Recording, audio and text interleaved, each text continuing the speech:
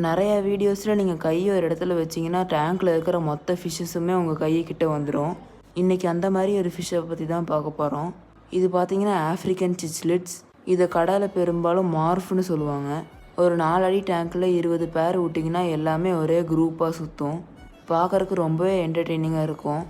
நீங்கள் நல்லா ட்ரெயின் பண்ணிங்கன்னா இது கையில் இருந்து கூட பெல்லட்ஸ் எடுக்கும். இதுக்கு பார்த்தீங்கன்னா சப்ஸ்டேட்டு சாண்டு தான் போடணும். நிறைய ஹைடிங் பிளேசஸ் வச்சிங்கன்னா ஹாப்பியாக இருக்கும். இந்த சிச்லிட்ஸோட ப்ரீடிங் பார்த்திங்கன்னா ரொம்பவே அழகான ப்ராசஸ் தான். ஒரு மேல் ஃபீமேல் பேராக சேர்ந்ததுக்கப்புறம் அதோட ஐசோலேட் பண்ணிக்கும். ரொம்பவே அக்ரெசிவாக இருக்கும். மற்ற ஃபிஷ்ஷஸ் எல்லாம் பக்கத்தில் விடாது. முட்டை போட்டதுக்கப்புறம் ஃபீமேல் எக்ஸு எல்லாம் வாயில் 2லேருந்து 3 வாரம் இன்கிபேட் பண்ணும். அது வரைக்கும் சாப்பிடாது. ஆனால் நிறைய ப்ரீடர்ஸ் ஃபீமேல் இறந்து போகக்கூடாதுன்னு அந்த எக்ஸை ரிமூவ் பண்ணிடுவாங்க. இப்போ நீங்கள் பார்த்துட்டு இருக்கிறது ஆஃப்ரிக்கன் சிச்லிட்லேயே பீகாக் சிச்லிட்.